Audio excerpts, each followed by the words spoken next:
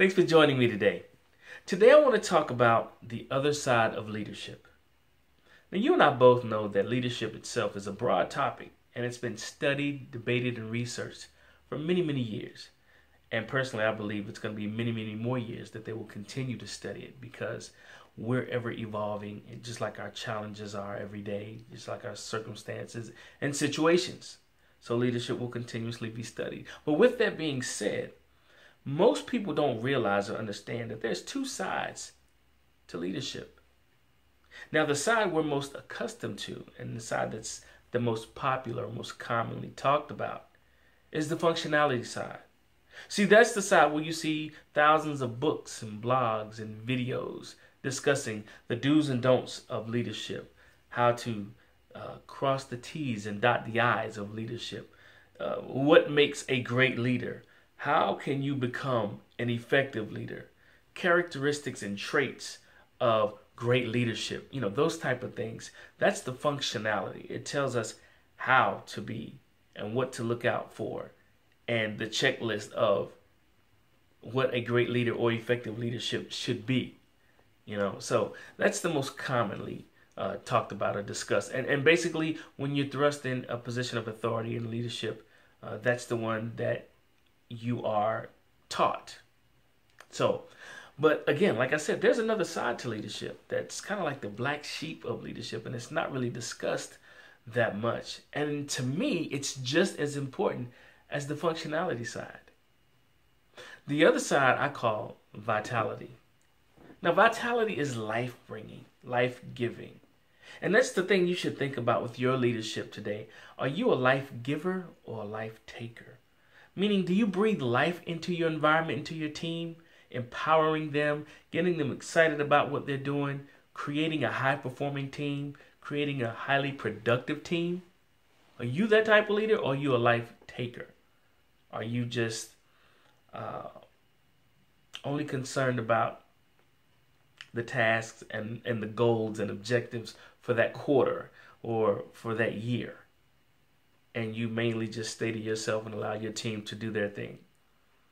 See, the functionality needs the vitality, just like vitality needs the functionality. You gotta have both, because leadership, great leadership, has balance. Any successful person in leadership that you ask them and they'll tell you that they found some type of balance in their leadership. And that balance is what makes them successful, because they're able to blend the functionality with the vitality. Quick example, I had a director that I worked for. Great guy. Every Friday at 4:30, he would say, "It's beer 30, let's go." And he would take us to the pub, and for an hour, we could not talk shop. We just talked about ourselves and our families. And so it gave him, this gave us and him a great way to get to know each other, to build on each other's strengths and weaknesses and personal life as well. And it really helped sync the team. And it gelled the team.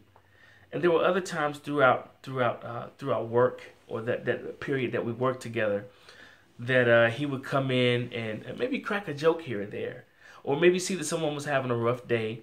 Maybe their baby kept them up late at night, and he was like, "Look, finish up here and go home. I have such and such cover for you today." The emotional intelligence was really high with this guy, because he really showed that he cared about us, and not only about meeting the objectives and the goals.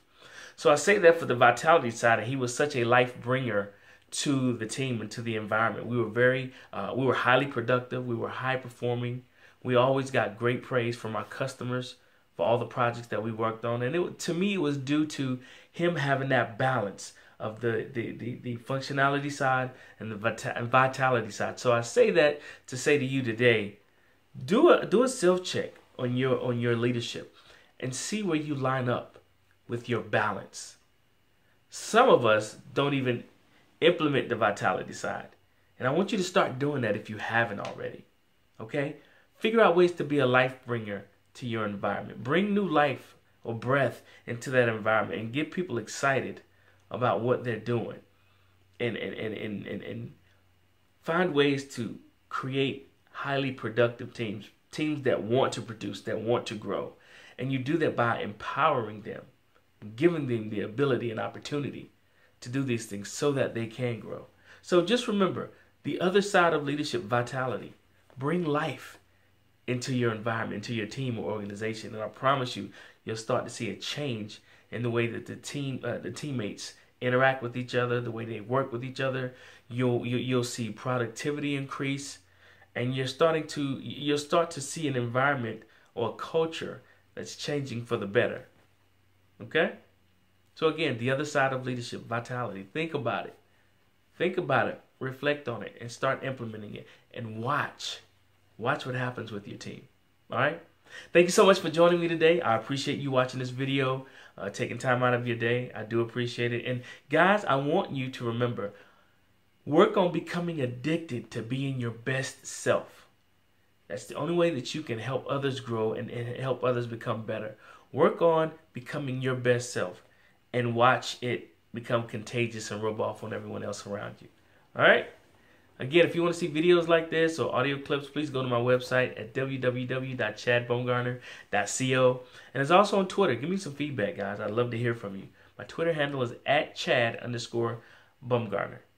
Okay? And there's also Periscope every Wednesday at 6:30 Eastern Standard Time, where I talk about the very same thing that I just posted on my YouTube channel. All right? Thanks again. I appreciate your time so much. And remember, great leadership equals great results. How are you leading?